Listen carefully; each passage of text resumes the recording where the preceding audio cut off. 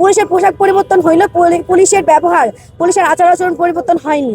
চাই আপনারা দয়া করে কোথায় কি কারা প্রেম করতেছে, কোথায় কোন প্রেমিক ধরা পড়তেছে, কোথায় কোন প্রেমিকা ধরা পড়তেছে, সেদিকে ফোকাস না দিয়ে আপনারা একটু দয়া করে কোথায় দুর্নীতি হচ্ছে, কোথায় খুন হচ্ছে, কোথায় কার উপরে হামলা হচ্ছে, কোথায় কার বাড়িতে আগুন লাগাইতেছে এবং কে করতেছে, তাকে আমাদের নবনির্বাচিত সরকার করতেছে নাকি ফ্যাসিস্ট সরকার করতেছে, সেদিকে আপনারা দয়া করে একটু খেয়াল রাখবেন। আপনাদের কাছে একান্ত অনুরোধ, হাদিদের হত্যার যে বিচারটা, আপনারা সবাই জানেন যে ডক্টর ইউনূস স্যার যাওয়ার আগে জাতিসংঘের কাছে একটা চিঠি লিখে গিয়েছিলেন, এমন তার কি অ্যান্সার আসছে তা আমরা জানি না, এমনকি আমাদের কাছে জানানো হয় নাই। শুধু আমরা না, আমাদের বাংলাদেশের ম্যাক্সিমাম জনগণের একটাই আকাঙ্ক্ষা, সেটা হচ্ছে হাদি হত্যার বিচার। তো এই জাতিসংঘের কাছে চিঠির কি অ্যান্সার আসছে, আমরা আমাদের যে প্রধানমন্ত্রী, মাননীয় প্রধানমন্ত্রীর কাছে অনুরোধ করব আপনি দয়া করে আমাদের এই জাতিসংঘের কাছে কি রিপ্লাই আসছে বা আদৌ কোনো রিপ্লাই আসছে কিনা সেটা একটু আমাদেরকে জানাই দিবেন। আমরা আসলে অধীর আগ্রহে অপেক্ষা করতেছি আমার ভাইয়ের হত্যার বিষয়ের জন্য অতি শীঘ্রই হয়ে যায়। আপনারা আমাদেরকে বলছিলেন আমরা নির্বাচন বানচালের জন্য এরকম করতেছি, আমরা প্রমাণ করে দিছি আমরাও নির্বাচন চাই, নির্বাচন বানচালের কোনো উদ্দেশ্য আমাদের নাই। আর আপনারা প্রমাণ করেন যে আপনারা হচ্ছে আমাদের হাদি হত্যার বিষয়টা করতে সংস্কারগুলো আমাদের যে সংস্কারগুলো আমাদের প্রয়োজন, আপনারা দয়া করে সেই দিকগুলো একটু খেয়াল রাখবেন। আরেকটা বিষয় হচ্ছে শহীদ ভাইদের এবং যেই শহীদের যে পরিবারগুলা, আমাদের জুলাই আন্দোলনে যে শহীদ ভাইরা মারা গেছে তাদের হত্যার বিচার এখন আমরা যদিও আমরা একটা বিচার পাইছি, কিন্তু সেই খুনির কোনো মানে আমরা করি সেই খুনির কোনো মানে বিচার আমরা দেখতে পাচ্ছি না। হয়েছে বলা হয়েছে, কিন্তু শুধু এটা কথাকথিত খুনি হয়ে গেছে, এটার কোনো বিচার আমরা আমাদের সচক্ষে দেখতে পাচ্ছি না। আরেকটা হচ্ছে জুলাই যোদ্ধাদের এবং যারা আহত যোদ্ধা আছে, আহত যোদ্ধা এবং জুলাই শহীদ ফ্যামিলিদের তাদের যে অগ্রাধিকারগুলো আমরা মানে বাস্তবায়ন করার কথা ছিল নতুন সরকার আসার পরে, সেই বাস্তবায়ন আমরা দেখতে পাচ্ছি না। আমরা সরকারের কাছে আহ্বান করব, আমরা নতুন সরকারকে মানে গ্রহণ করে নিছি এবং আমরা চেষ্টা করব তাদেরকে যথেষ্ট পরিমাণ সহায়তা করার, কিন্তু তারা যদি আমাদের কথাগুলো বা আমাদের সংস্কারগুলো, আমাদের আকাঙ্ক্ষাগুলোকে না দেখে, সেদিকে আমরা মানে বাংলাদেশি হিসেবে একদমই হতভাগা বলা যায়। যে সরকার আছে সে সরকার আমাদের মানে কোনো রকম কোনো আকাঙ্ক্ষা পূরণ করে না।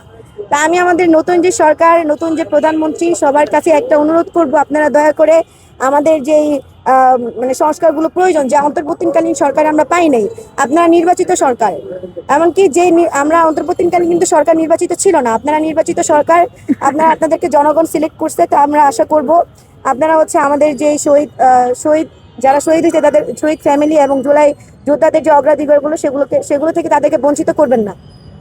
আর দ্বিতীয় হচ্ছে মিডিয়া ভাইদের, আপনাদের একটা কথা বলি, কোথায় কারা প্রেম করতেছে, কোন হোটেলে কারা ধরা পড়তেছে, কোন হোটেলে কোন প্রেমিকা ঘুরতে গেছে, আপনারা দয়া করে এগুলোতে ফোকাস না দিয়ে কোথায় কিভাবে দুর্নীতি হচ্ছে, বাংলাদেশের কোথায় কোন জায়গায় কাকে গুম করা হচ্ছে, কাকে খুন করা হচ্ছে, আপনারা এইদিকে একটু ফোকাস দিলে আমার মনে হয় সেই দিক দিয়ে আমাদের অনেক ভালো হয়। মিডিয়া সংস্কারটা সবার আগে প্রয়োজন।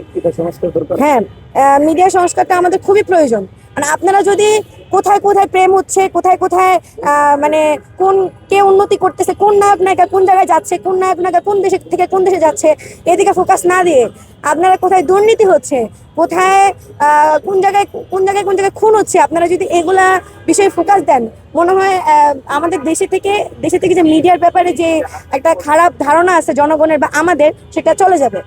আপনাদের কাছে আমাদের একান্ত অনুরোধ, আমাদের সংগঠন থেকে আজকে আমাদের সংগঠনের আত্মপ্রকাশের দিন, তা আপনাদের কাছে একান্ত অনুরোধ যে আপনারা মানে এগুলোতে ফোকাস না দিয়ে যেগুলো নেতিবাচক এবং যেগুলো আমাদের দেখা প্রয়োজন, বাংলাদেশের জনগণের যা দেখা প্রয়োজন, আপনারা সেই দিকে একটু খেয়াল রাখবেন এবং সেই জিনিসগুলো তুলে ধরবেন। আরেকটা কথা, সেটা হচ্ছে ম্যাক্সিমাম মিডিয়াদের কথা, যে হচ্ছে সরকার বিরোধী তারা কোনো পোস্ট করতে চায় না। আমরা জানি, বিশেষ করে কিছু নিউজ চ্যানেলের উদ্দেশ্যে বলতে চাই, নাম না বলি, তারা যখন আওয়ামী লীগের কালে ছিল তারা আওয়ামী লীগের ব্যাপারে কোনো কথাই বলতো না, সবসময় আওয়ামী লীগের পক্ষেই পোস্ট করতো। এখন আমরা এই নবনির্বাচিত সরকারকালীন একটা কথা বলতে চাই, যে আপনারা দয়া করে সরকার যদি কোনো রকম কোনো দুর্নীতি করে বা সরকার যে কোনো উন্নতি করে, আপনারা উন্নতির দিকগুলোও দেখবেন এবং দুর্নীতির দিকগুলো দেখবেন। শুধুমাত্র উন্নতির দিকগুলো পোস্ট করবেন এবং দুর্নীতির দিকগুলো ঢেকে যাবেন, এই বিষয়গুলো হচ্ছে আপনারা খুবই আমাদেরকে আশাহত করেন। আপনারা যখন আমরা যেটা বলি সেটা যখন আপনারা সেইভাবে উপস্থাপন করেন, জনগণ আমাদেরকে বোঝে যে আমরা কি বলতে চাইছি। তা আপনারা যদি আমাদেরকে উল্টাপাল্টা ভাবে প্রকাশ করেন, সেই বিষয়গুলো হয়ে যাবে কি, যে আমরা হচ্ছে সেটা বলতে চাইনি, কিন্তু আপনারা প্রকাশ করছেন অন্যভাবে। আর আপনাদের কাছে একান্ত অনুরোধ, আপনারা জনগণকে বিভ্রান্ত করবেন না, যেখানে যা হচ্ছে সেটাই তুলে ধরবেন। এমনকি আপনাদের ক্যাপশনগুলো অত্যন্ত মানে ইতিবাচক হয়ে যায়, যেটা হচ্ছে আপনারা প্রকাশ করেন একটা, ক্যাপশন দেন অন্যরকম। অনেক সময় হয় কি যে বাঙালি সব হচ্ছে তারা পুরোটা ভিডিও দেখে না, ক্যাপশনটাই পড়ে। তা আপনারা ক্যাপশনটা ওরকম ভাবে দিবেন যেন মানুষ মানে আমাদের কথাগুলা বা কোথায় কি হচ্ছে বাংলাদেশে সেগুলো যেন দেখতে চায় এবং শুনতে চায়।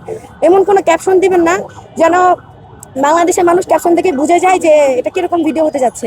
আরেকবার বলতে চাই, আপনারা দয়া করে কোথায় কি কারা প্রেম করতেছে, কোথায় কোন প্রেমিক ধরা পড়তেছে, কোথায় কোন প্রেমিকা ধরা পড়তেছে, সেদিকে ফোকাস না দিয়ে আপনারা একটু দয়া করে কোথায় দুর্নীতি হচ্ছে, কোথায় খুন হচ্ছে, কোথায় কার উপরে হামলা হচ্ছে, কোথায় কার বাড়িতে আগুন লাগাইতেছে এবং কে করতেছে, তাকে আমাদের নবনির্বাচিত সরকার করতেছে নাকি ফ্যাসিস্ট সরকার করতেছে, সেদিকে আপনারা দয়া করে একটু খেয়াল রাখবেন। আপনাদের কাছে একান্ত অনুরোধ। আরেকটা হচ্ছে পুলিশ সংস্কার। আমাদের নবনির্বাচিত সরকারের উদ্দেশ্যে আরেকটা অনুরোধ, তারা যেন পুলিশ সংস্কারের বিষয়টা খুব ভালোভাবে খেয়াল করে।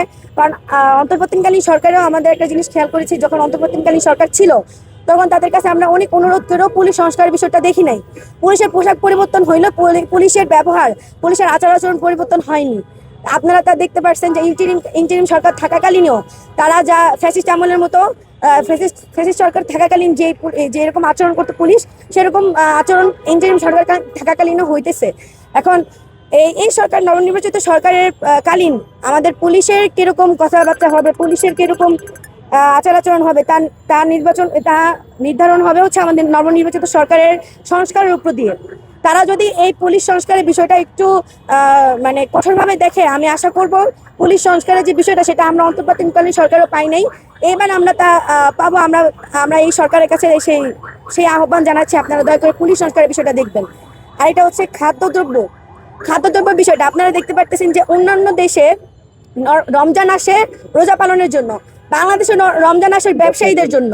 বাংলাদেশে রমজান আসে হচ্ছে খাদ্যদ্রব্যের যে বিষয়গুলা, খাদ্যদ্রব্যের যে পূর্তবর্তী যে কাপড় ব্যবসায়ীদের জন্য, তারপর হচ্ছে আরো সবজি, যারা যারা আসলে মনে করেন সারা বছরের 11 মাসে যে ইনকাম হয় না, তাদের এই এক মাসে তারা তার 3 গুণ ইনকাম করে নেয়। আপনারা জানেন যে প্রত্যেকটা জিনিসই বাংলাদেশের অনেক অনেক অনেক দাম, যেগুলো বাইরের দেশে আমরা একদমই মনে করেন আমরা যেরকম রমজান কাল আসে যে আমরা একটু শান্তি মতো ইফতার করবো, এমনকি যদি ইফতারিও না করতে পারি 1 গ্লাস লেবু শরবত খাবো। আপনারা জানেন ইতিমধ্যে লেবু হয়ে গেছে একটি ফল, হয়ে গেছে, শশা একটি ফল হয়ে গেছে। লেবুর হালি এখন 100 টাকা কেজি, শশার হালি এখন 100 টাকা কেজি, এর থেকেও বেশি মনে হয়, আর আমি যতটুকু জানি আর কি। তো আমরা এই আমাদের যে নবনির্বাচিত সরকার, তার বিষয়ে তাদের আহ্বান করে একটা কথা বলবো যে আপনারা দয়া করে খাদ্যদ্রব্যের যে অগ্রগতির যে বিষয়টা, আপনারা দয়া করে সেদিকে একটু ফোকাস দিবেন। কারণ হচ্ছে আপনারা জানেন যে বাংলাদেশের যে মানুষ আছে তার মধ্যে ম্যাক্সিমাম হচ্ছে কি বলে মধ্যবিত্ত, নিম্ন মধ্যবিত্তর ফ্যামিলি। তারা হচ্ছে আদার্স ফলগুলো না খাইতে পারলেও একটু লেবু শরবত খায় ইফতারের সময়। সেই লেবু যদি এখন ফলের মতো হয়ে যায়, তখন দেখা যাবে কি পানি ছাড়া তার লেবু শরবতটা খাইতে পারবে না।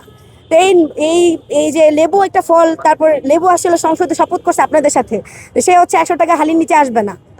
এখন আপনারা এই রমজান মাসটা যেন বাংলাদেশে এই ট্যাগটা যেন উঠে যায়, যেন আদার্স দেশে যে রমজান মাসটা আসে সেটা হচ্ছে রোজা পালন করার জন্য। আমাদের দেশে রমজান মাসটা আসে হচ্ছে ব্যবসায়ীদের জন্য, কাপড় ব্যবসায়ীদের জন্য।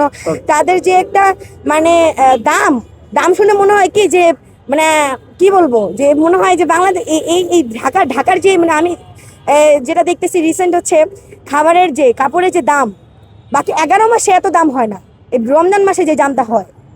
আমি আবারও আহ্বান করতেছি আমাদের সরকারের, নবনির্বাচিত সরকার, যে আপনারা সব দিক দিয়ে খেয়াল রাখবেন, বিশেষ করে খাদ্যদ্রব্যের দিকে, পুলিশ সংস্কারের দিকে, এবং কি মিডিয়া ভাইদের আপনাদের উদ্দেশ্যে আরেকবারও বলতেছি যে আপনারা দয়া করে কোথায় কোথায় কি হইতেছে, কোথায় কোথায় প্রেম হইতেছে, কোথায় কোথায় কোন সরকার কার সাথে পালাই যেতেছে, এগুলা না বলে, এগুলা না দেখে, এগুলা না প্রকাশ করে আপনারা কোথায় দুর্নীতি হচ্ছে, কোথায় খুন হচ্ছে, কোথায় কে আগুন লাগাই দিতেছে, এবং সেটা যদি সরকারও লাগায়। ধরেন আমি যদি বিএনপিকে উল্লেখ করি, যে অনেক মিডিয়াকে আমি দেখতেছি যারা বিএনপির বিরুদ্ধে এখন কিছু বলতে চায় না।